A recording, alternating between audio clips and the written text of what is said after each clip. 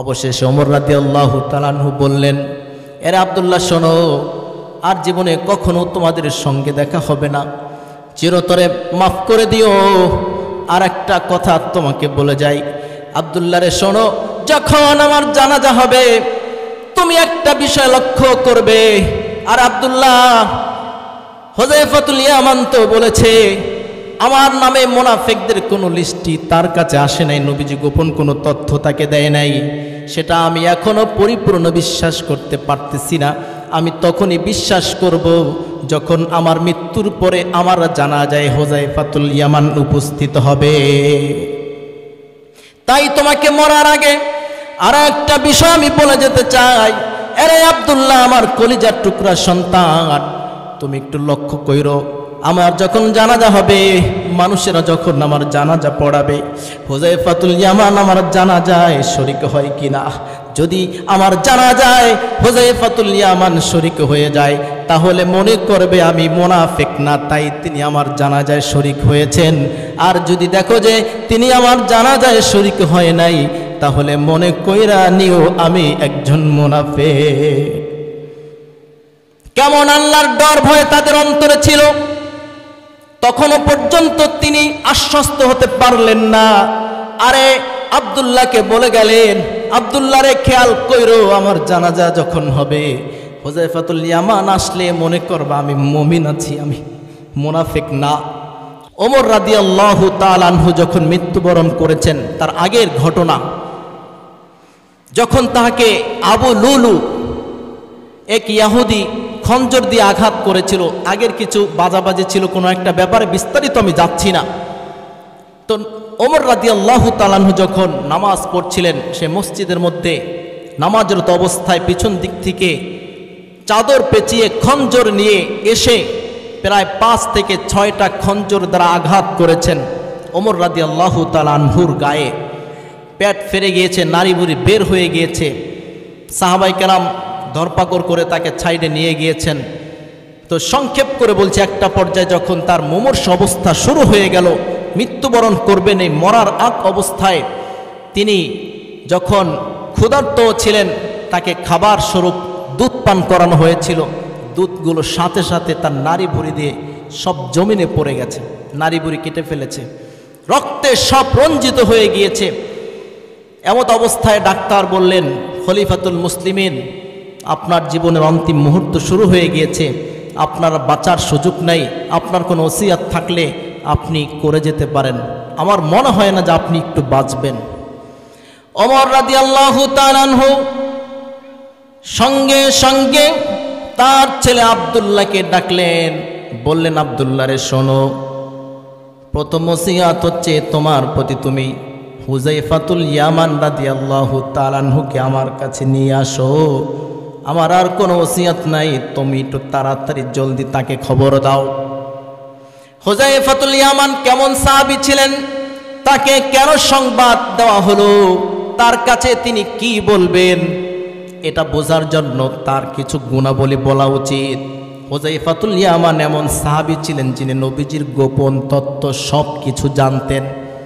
অসংখ্য অগণিত গোপন কথা, মুনাফিকদের লিস্টি নবীজি হুযায়ফাতুল ইয়ামানের কাছে দিয়ে রাখতেন, কিন্তু সকলকে সব কথা বলতেন না। তাকে বলা হতো সিররুন নবী, নবীজির গোপন সমস্ত তথ্য তার কাছে পাওয়া যেত, কিন্তু তিনিও নবীজির অর্ডার ছাড়া কোনো কিছু বলতেন না। তো ওমর রাদিয়াল্লাহু তাআলা আনহু, আল্লাহর ডর ভয় কেমন তাদের অন্তরে ছিল, আমার আপনার কোনো ডর ভয় নাই। আর ডর ভয় না থাকার কারণেই নামাজ নাই, রোজা নাই, হজ নাই, জাকাত নাই, সত্য নাই, হালাল নাই, হারাম নাই। কথা বলেন ঠিক কিনা? আল্লাহর ডর ভয় যদি আমার আপনার অন্তরে থাকতো, কোনো একটা মানুষ সকালবেলা নামাজ না পড়ে ঘুমাতো না, কোনো একটা মা পর্দা ছাড়া রাস্তায় চলতো না, কোনো একটা মা অন্যায় অপরাধ করতো না, সব সময় আল্লাহর হুকুম মেনে চলতো। কিন্তু নাই ভয় আল্লাহর, নাই ভয় মৃত্যুর, শুধু দুনিয়া দুনিয়া। তাই ওমর রাদিয়াল্লাহু তাআলা আনহু, তিনি তখন খলিফা, তিনি তখন রাজা, তিনি তখন বাদশা, বাদশার মৃত্যু হতে চলেছে, তখন তিনি হুযায়ফাতুল ইয়ামানকে ডাকলেন। যখন তিনি কাছে আসলেন, তারপর তিনি তাকে জিজ্ঞেস করলেন, হুযায়ফাতুল ইয়ামান, আমি কসম করে বলছি একটা মাত্র আমার মৃত্যুর সময় তোমার কাছে চাওয়া আছে। তুমি তো নবীজির গোপন তথ্যগুলো জানতে, নবীজি তোমার কাছে অনেক গোপন কথা বলতো। নবীজি যে কথাগুলো বলেছেন, অসংখ্য গণিত মুনাফিকদের লিস্টই তোমার হাতে এসেছে। হুযায়ফাতুল ইয়ামান, আমার মৃত্যু হতে চলেছে, বলো, সত্যি করে বলো, আমার নবীনি কখনো কোনোদিন আমার ব্যাপারে মুনাফিকদের লিস্টটি তোমার কাছে দিয়েছে কিনা? জান্নাতের সার্টিফিকেট প্রাপ্ত সাহাবী 10 জন সাহাবীকে আল্লাহর নবী জান্নাতি সার্টিফিকেট দিয়েছেন দুনিয়াতে থাকতেই। তার মধ্যে প্রথম নাম্বার হচ্ছেন আবু বকর রাদিয়াল্লাহু তাআলা আনহু, আর 2 নম্বরে হচ্ছেন তিনি হচ্ছেন খলিফাতুল মুসলিমিন আমিরুল মুমিনিন হযরত ওমর রাদিয়াল্লাহু তাআলা আনহু। জান্নাতি মানুষ সন্দেহ আছে কারো? কথা বলেন, সন্দেহ আছে? সেই জান্নাতি মানুষটা আল্লাহর ডর ভয় তার অন্তরে কেমন ছিল? হুযায়ফাতুল ইয়ামানকে ডেকে ডেকে বলেছেন, ওগো হুযায়ফাতুল ইয়ামান, মিথ্যা কথা বলো না, সত্য করে বলো, নবীজি কি আমার নামে মুনাফিকদের কোনো গুণ বলেছে কিনা, অথবা আমাকে মুনাফিক বলে সাব্যস্ত করেছে কিনা, আমার নামের কোনো লিস্টই তোমার কাছে আছে কিনা, দয়া করে একটু বলো। হুযায়ফাতুল ইয়ামান রাদিয়াল্লাহু তাআলা আনহু হযরত দ্বারায় কান্না শুরু করে দিলেন। কেমন কথা? জান্নাতি মানুষ খলিফাতুল মুসলিমিন, তিনি হচ্ছেন দেশের বাদশা, এই ফেরেশতা যত কিছু আছে সবাই তো তার ব্যাপারগুলো দেখছে, কান্না করতেছে, তিনি নিজেও কাঁদতেছেন। তখন তিনি বললেন, খলিফাতুল মুসলিমিন শোনেন, আমিও আপনাকে সত্য করে বলছি, নবীজি কখনো কোনোদিন আপনার ব্যাপারে মুনাফিকদের কোনো লিস্টই আমার কাছে দেয় নাই। মানে কি আমি মুনাফিক না? তিনি কিছুটা শান্ত হলেন। যাক, আমার একটা ভয় কেটেছে, কারণ যদি মুনাফিক হয়ে আমি মারা যাই, মৃত্যুর পরে আমার অবস্থা কি হবে, এই চিন্তা করলেন। 2 নাম্বার বললেন, আব্দুল্লাহ রে, ওমর রাদিয়াল্লাহু তাআলা আনহুর ছেলে, ডেকে ডেকে বললেন, আব্দুল্লাহ শোনো, তাড়াতাড়ি মা আয়েশার কাছে যাও, তাকে গিয়ে বলো যে ওমর ইবনুল খাত্তাব আপনাকে সালাম জানিয়েছেন এবং একটি অনুরোধ করেছেন। আবু বকর রাদিয়াল্লাহু তাআলা আনহু এবং নবীজির মাঝখানে 2 কবরের মাঝখানে একটা খালি জায়গা আছিল, যে জায়গাটা আম্মাজান আয়েশার জন্য নিযুক্ত করা হয়েছিল, রেখে দেওয়া হয়েছিল, সেই কবরের জায়গাটা খালি আছে, সেখানে কবর হবে আম্মাজান আয়েশার। তখন তিনি খবর পাঠালেন, আব্দুল্লাহ যাও, মা আয়েশাকে গিয়ে বলো ওমর রাদিয়াল্লাহু তাআলা আনহু সংবাদ পাঠিয়েছে, সালাম পাঠিয়েছে। কি সালাম পাঠিয়েছে? তিনি এখন থেকে আর আমিরুল মুমিনিন নাই সেটা বলবে না, খলিফাতুল মুসলিমিনও বলবে না, কারণ আমি এখন থেকে আর মুসলমানদের খলিফা না, মুসলমানদের আমির না, আমি তো চিরতরে বিদায় নিয়ে চলে যাচ্ছি, শুধু স্বাভাবিক নামটা গিয়ে বলিও। সালাম বলবে ওমর রাদিয়াল্লাহু তাআলা আনহু আপনার কাছে একটা আরজু পেশ করেছে। আবু বকর রাদিয়াল্লাহু তাআলা আনহু এবং নবীজির মাঝখানে যে কবরের জায়গাটা রয়েছে, সেই জায়গাটা কি আপনি দয়া করে ওমরের জন্য দান করে দিবেন কিনা? আম্মা জান আয়েশা খবর শুনে অঝোর ধারায় কান্না শুরু করে দিলেন। কেমন কথা, আমি তো রেখেছিলাম আমার জন্য, ঠিক আছে, খলিফাতুল মুসলিমিন যখন অনুরোধ করেছেন, আবদার জানিয়েছেন, আমি আল্লাহর জন্য জায়গাটা আমিরুল মুমিনিনকে দান করে দিলাম। সুবহানাল্লাহ, দান করে দিলেন। আব্দুল্লাহ ওমরের ছেলে তার কাছে গিয়ে সংবাদ জানালেন, এরে বাবাজি, আম্মাজান আয়েশা তো জায়গাটা আপনাকে দিয়ে দিয়েছে। তিনি আরও শুকরিয়া আদায় করলেন, তিনি শান্ত হলেন। ধীরে ধীরে তার যখন মৃত্যু হতে চলেছে, তখন তিনি তার মুখটাকে মাটির নিচে চাপা অবস্থা, অর্থাৎ মুখটা উপর হওয়া ছিল। তার ছেলে বলছেন, বাবারে মুখটা একটু ঘুরান, আপনার কষ্ট হচ্ছে, অঝোর ধারায় রক্ত পড়ে জমিন সব কিছু শেষ হয়ে গিয়েছে, রক্তে রঞ্জিত হয়ে গেছে জমিন।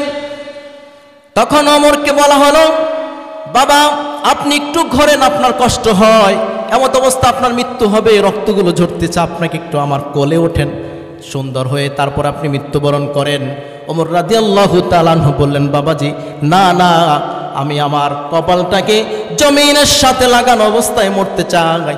কিয়ামতের ময়দানে আমি যেন এমন অবস্থায় উঠি যেন আল্লাহ তখনও দেখতে পান যে আমি আল্লাহর প্রতি সব সময় কৃতজ্ঞ ছিলাম, আল্লাহর কুদরতি পায়ে আমি সেজদারত অবস্থায় মৃত্যুবরণ করেছি। একজন খলিফা জান্নাতি মানুষ দুনিয়ায় যার গ্যারান্টি দিয়েছেন নবীজি, সেই মানুষটার যদি এমন ভয় হয়ে থাকে তাহলে বলুন আমার আপনার কেমন ভয় থাকা দরকার। কিন্তু কোনো চিন্তা নাই, কোনো ভাবনা নাই। অবশেষে ওমর রাদিয়াল্লাহু তাআলা আনহু বললেন, এরে আব্দুল্লাহ শোনো, আর জীবনে কখনো তোমাদের সঙ্গে দেখা হবে না, চিরতরে মাফ করে দিও।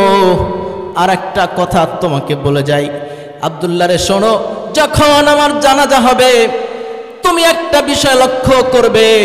আর আব্দুল্লাহ, হুযায়ফাতুল ইয়ামান তো বলেছে আমার নামে মুনাফিকদের কোনো লিস্টই তার কাছে আসে নাই, নবীজি গোপন কোনো তথ্য তাকে দেয় নাই, সেটা আমি এখনো পরিপূর্ণ বিশ্বাস করতে পারতেছি না। আমি তখনই বিশ্বাস করব যখন আমার মৃত্যুর পরে আমার জানাজায় হুযায়ফাতুল ইয়ামান উপস্থিত হবে। তাই তোমাকে মরার আগে আর একটা বিষয় আমি বলে যেতে চাই, এরে আব্দুল্লাহ আমার কলিজার টুকরা সন্তান, তুমি একটু লক্ষ্য কইরো, আমার যখন জানাজা হবে, মানুষেরা যখন আমার জানাজা পড়াবে, হুযায়ফাতুল ইয়ামান আমার জানাজায় শরীক হয় কিনা। যদি আমার জানাজায় হুযায়ফাতুল ইয়ামান শরীক হয়ে যায় তাহলে মনে করবে আমি মুনাফিক না, তাই তিনি আমার জানাজায় শরীক হয়েছেন। আর যদি দেখো যে তিনি আমার জানাজায় শরীক হয় নাই তাহলে মনে কইরা নিও আমি একজন মুনাফিক। কেমন আল্লাহর ডর ভয় তাদের অন্তরে ছিল, তখনও পর্যন্ত তিনি আশ্বস্ত হতে পারলেন না। আরে আব্দুল্লাহকে বলে গেলেন, আব্দুল্লাহ রে খেয়াল কইরো, আমার জানাজা যখন হবে হুযায়ফাতুল ইয়ামান আসলে মনে করবা আমি মুমিন আছি, আমি মুনাফিক না। তাই আমি আশ্বস্ত হলাম তুমি এটা দেখবে। আর যদি না দেখো যে তিনি আসে নাই, মনে করবা আমাকে যদিও সান্ত্বনামূলক হিসাবে তিনি বলেছেন যে তার কাছে কোনো লিস্টে আসে নাই, বাস্তবতা লিস্টে এসেছে আমি মুনাফিক, তাই আমার জানাজায় তিনি শরীক হলেন না। এই ভাবনা সন্তানকে বুঝিয়ে গেলেন। আখিরাতের চিন্তা কি পরিমাণ আমার আপনার অন্তরে বিবেকের মধ্যে থাকা দরকার। এই চিন্তা যদি কোনো একজন মানুষের থাকে, আমার মনে হয় না কোনো একজন বাবা, কোনো একজন ভাই, কোনো একজন মা, কোনো একজন বোন সারা দিনে কোনো একটা আল্লাহর হুকুমকে অমান্য করতে পারে, আমার মনে হয় না। আখিরাতের চিন্তা আমাকে আপনাকে কি পরিমাণ রাখতে হবে। সাহাবায়ে কেরাম যেমন চিন্তা করেছেন, অপরাধ করেছেন, গুনাহ করেছেন, কোনো টেনশন করবেন না। আল্লাহর কাছে আপনি নতজানু হয়ে চিরতরে ক্ষমা চান, আল্লাহ আপনার চিরতরের জীবনের সমস্ত গুনাহ মাফ করে দিবেন। সুবহানাল্লাহ। পবিত্র কোরআনুল কারীম সূরাতুন নিসার 110 নম্বর আয়াতে আল্লাহ বলেন, ওয়া মাইয়া আমাল সুআন আও ইয়াযলিম নাফসাহু সুম্মা ইস্তাগফিরিল্লাহ। আল্লাহ বলছেন, যদি তোমাদের মধ্য থেকে কোনো ব্যক্তি অপরাধ করে, গুনাহ করে, অপকর্মে লিপ্ত হয়, তাহলে অতঃপর যদি সে আল্লাহর কাছে ফিরে যায়, সুম্মা ইস্তাগফিরিল্লাহ, আল্লাহর কাছে ইস্তিগফার করে, তাহলে তাকে বলে দিও সে অবশ্যই আল্লাহকে দয়ালু এবং ক্ষমাশীল পাবে। সুবহানাল্লাহ। আল্লাহ দয়ালু, আল্লাহ ক্ষমাশীল, তিনি ক্ষমা করার জন্য অল টাইম প্রস্তুত। মানুষ মানুষকে ক্ষমা করতে চায় না। মহান রব্বুল আলামিন, আমার আপনার রব, যিনি আমাকে আপনাকে যিনি খাওয়ান, যিনি পালন করেন, যিনি লালন করেন, তার প্রতি আপনি এতটা অকৃতজ্ঞ কি করে হলেন? একটা মানুষ যদি আপনাকে এক কাপ চা খাওয়ায়, একটা পান খাওয়ায়, দেখলেই তার প্রতি একটা রেসপেক্ট জাগে, সম্মান জাগে, ঠিক না? একটা চা পান খাওয়াইছে, আপনি তাকে কখনো দেখলে আসসালামু আলাইকুম ভাই কেমন আছেন, আপনি চেষ্টা করবেন তাকে খাওয়াতে, তার প্রতি আপনি কৃতজ্ঞ হচ্ছেন, তার প্রতি আপনি একটা দুর্বল যে তার চা পান খেয়েছেন। আল্লাহ আপনাকে শুধু একটা চা পান খাওয়ায়, বলেন না, চা পান খাওয়ায়।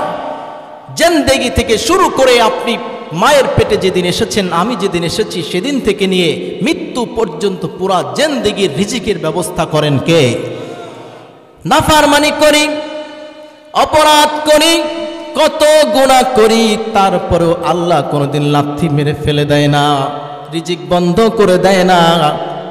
আল্লাহ বলেন, বান্দা যত নাফরমানি করো না কেন, কোনো টেনশন করো না, আমি আল্লাহ সব সময় ক্ষমা করার জন্য প্রস্তুত আছি। আমার কাছে ক্ষমা চাও, ক্ষমা চাইতে দেরি হবে, আমি আল্লাহ তোমাকে মাফ করতে দেরি হবে না। আল্লাহ রাব্বুল আলামিন বলেন সূরাতুজ জুমার 53 নম্বর আয়াত, কুল ইয়া ইবাদিয়াল্লাযীনা আসরাফু আলা আনফুসিহিম লা তাকনাতু মির রাহমাতিল্লাহ। আল্লাহ বলেন, নবীগণ আপনার উম্মতদেরকে বলে দেন, আমার বান্দাদেরকে বলে দেন, যারা অপরাধ করতে করতে 7 আসমান 7 জমিন ভরে ফেলেছে, সমুদ্রের ফেনার মতো গুনাহ করে ফেলেছে, তারা যেন নিরাশ না হয়, তারা যেন আমার কাছে ক্ষমা চায়, আমি আল্লাহ তাদের চিরতরের গুনাহ মাফ করে দিব।